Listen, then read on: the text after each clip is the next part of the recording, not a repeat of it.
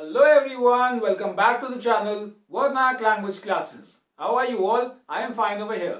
I am back with another video for the class 12 board examination series, and in this video we'll be covering the chapter Memories of Childhood part 1 written by Zitkalasa. Before starting with the chapter, I want to tell you something about the message behind this chapter. Zitkalasa is an Indian origin writer, but in all her writings she has criticized the Carlisle Indian school. Carlisle Indian school 1879 में America में बनाया गया था और उसका motive एक बहुत simple था, that kill the Indian and save the man. Indian, हर एक इंडियन को जो स्कूल में पढ़ा, उस बोर्डिंग स्कूल में पढ़ा, उनका मोटिव सिंपल था, उस इंडियन की आइडेंटिटी जो इंडिया से बिलोंग करती है उसको खत्म कर दो और उसके अंदर एक अमेरिकन कल्चर को भर दो, so that that person can become the future of America. Zitkala Sa ने अपनी हर एक राइटिंग में उस स्कूल को क्रिटिसाइज किया है और उसके पीछे के रीजंस काफी जेन्युइन है, there is nothing wrong in that. तो चलिए स्टार्ट करते हैं इस चैप्टर के साथ में। चैप्टर में ज़िटकलासा ने अपने बोर्डिंग स्कूल का जो फर्स्ट डे था उसके बारे में हमें बताया है। वो हमें बताती है दैट जब बोर्डिंग स्कूल का फर्स्ट डे था और जो फर्स्ट बेल लगी, वो बेल की साउंड इतनी तेज थी कि वो काफी इरिटेट हो गई। जब वो बाहर निकली अपने रूम से, तो रूम से बाहर देखा कि सब लोग एक लाइन में चल रहे हैं।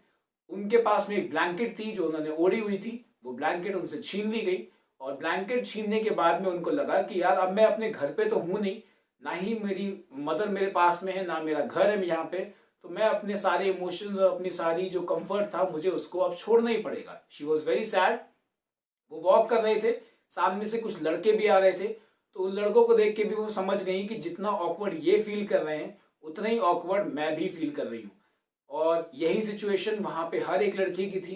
Every girl was feeling very awkward, क्योंकि वहां की जो ड्रेस थी वो काफी रिवीलिंग थी और इस वजह से सभी लोग काफी ऑकवर्ड फील कर रहे थे, जितने भी बच्चे थे। खैर, इसके बाद में वो लोग पहुंचते हैं जो इनका डाइनिंग हॉल था। डाइनिंग हॉल पहुंचे क्योंकि वहां पे ब्रेकफास्ट का टाइम हो गया था और डाइनिंग हॉल जब जाते हैं तो एक और बेल बजती है। अब जैसे ही बेल बजती है तो सारे बच्चे टेबल्स के नीचे जो चेयर रखी हुई है उसको निकालते हैं। ज़िटकलासा को लगा कि चेयर निकालने के बाद में ऑब्वियस सी बात है उस पर बैठना पड़ेगा, तो ये बैठ जाती हैं। लेकिन जब ये बैठती हैं तो ये देखती हैं कि बाकी सारे बच्चे खड़े हुए हैं।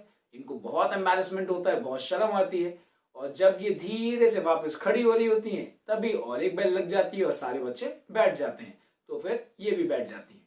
अब बैठते हैं, सामने प्लेट रखी हुई है, फोक एंड नाइफ्स रखे हुए हैं, लेकिन एक रूम के एक अलग ही कॉर्नर से कोई इंसान दिख नहीं रहा है, लेकिन किसी इंसान की आवाज आ रही है जो प्रेयर कर रहा है। खाने से पहले जो प्रेयर की जाती है वो प्रेयर कर रहा है। तो ज़िटकलासा आउट ऑफ क्यूरियोसिटी देखने लगती है कि आखिर कौन है ये आदमी जो ये प्रेयर बोल रहा है। वो देखती रहती हैं और जैसे ही वो देखते हुए आती हैं उनकी नजर पड़ती है एक लेडी पे, एक ऐसी लेडी जिसका चेहरा बिल्कुल पेल था, पीला पड़ा हुआ था, बहुत ही सीरियस, बहुत ही शांत। वो लेडी इनको नोटिस कर रही होती है, इनको देख रही होती है और ये बिल्कुल वैसा ही है जैसा आप एग्जाम हॉल में बैठे हो, आपने सोचा यार थोड़ा सा अपने दोस्त से पूछ लेता हूँ इस वाले एमसीक्यू का आंसर, और आप दोस्त की तरफ देख रहे हो और आपने जैसे ही एक बार मन में आया कि लाओ टीचर को देख लूं वो क्या कर रहे हैं, आपने जैसे ही टीचर को देखा and teacher was looking at you, teacher आपको देख रहे थे पहले से। उस टाइम पे जो एम्बेरसमेंट और जो एकदम से एक डर आपके अंदर आता है, कुछ वैसे ही हुआ ज़िटकलासा के साथ में। ज़िटकलासा ने जैसे ही उस लेडी को नोटिस किया, उन्होंने तुरंत अपनी आंखें नीचे कर ली and she also started reciting the prayer. उसके बाद में प्रेयर के बाद जब खाना स्टार्ट हुआ तो सब लोग अपने नाइफ और फोक लेके खाना शुरू कर दिया सबने, लेकिन ज़िटकलासा नीचे देख के रोने लगी क्योंकि वो बहुत सैड थी उस दिन, उनको बिल्कुल मन नहीं था वहां पे रहने का। खैर, इनकी एक दोस्त बनी जिसका नाम था ज्यूडविन। ज्यूडविन को थोड़े बहुत इंग्लिश के वर्ड्स समझ में आते थे। तो ज्यूडविन क्या कर रही थी, उस लेडी ने जो इनको नोटिस कर रही थी, उस लेडी ने कुछ बातें बोली होंगी अंदर किसी को, तो ज्यूडविन ने जल्दी से समझ लिया उस बात को, जो भी उसे समझ में आया, और उसने आके बताया ज़िटकलासा को कि दैट सुनो, ये लोग ना हमारे बालों को काटने का प्लान कर रहे हैं। अंदर बात हो रही थी कि ये हमारे जो बाल हैं ये इसको कट करेंगे। अब आपको समझ में आ गया होगा कि इस पार्ट 1 का नाम क्यों है cutting of my long hair. इसीलिए है क्योंकि इसमें पूरा का पूरा मैटर बालों के पीछे ही हुआ था।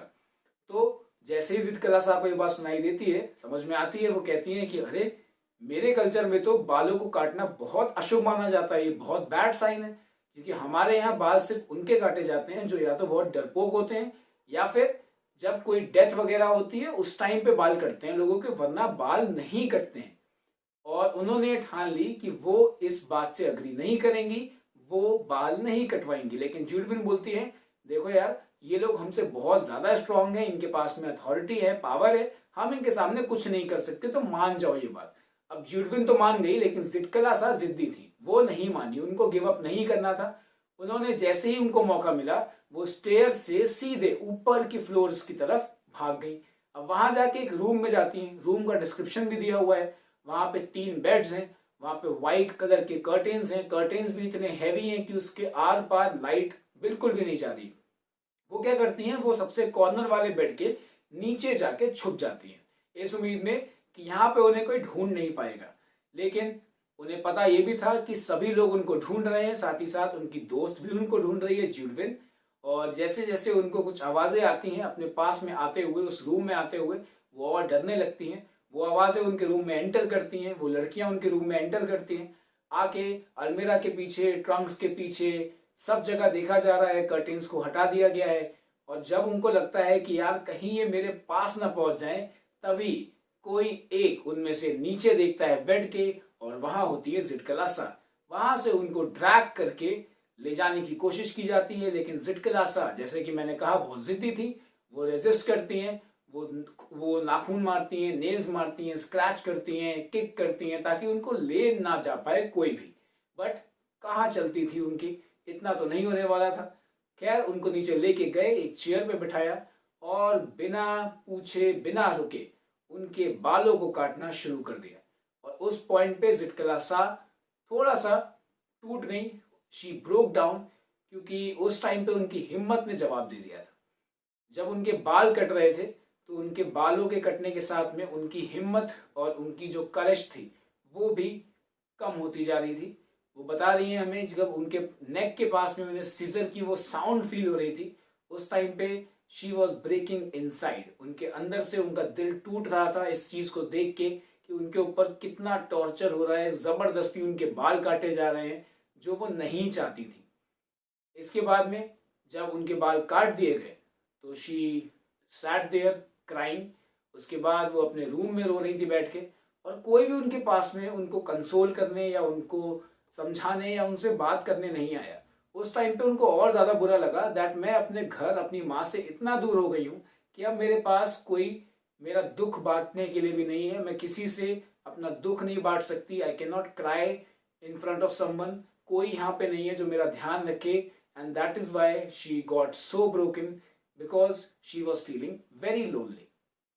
सो ये है story cutting of my long hair by Zitkala Sa. I hope you like the story. Story बहुत छोटी सी है, लेकिन स्टोरी का मीनिंग बहुत ही डीप है। मीनिंग क्या है? मीनिंग है कि आज भी सोसाइटी में जो मार्जिनलाइज्ड कम्युनिटी है, वो कम्युनिटी जो थोड़ी पिछड़ी हुई है, उनके ऊपर जो डिस्क्रिमिनेशन होते हैं by the superior society, by the superior people, जो काफी अपने आप को बड़ा मानते हैं सोसाइटी में, उस डिस्क्रिमिनेशन को दिखाया है इस छोटे से चैप्टर में।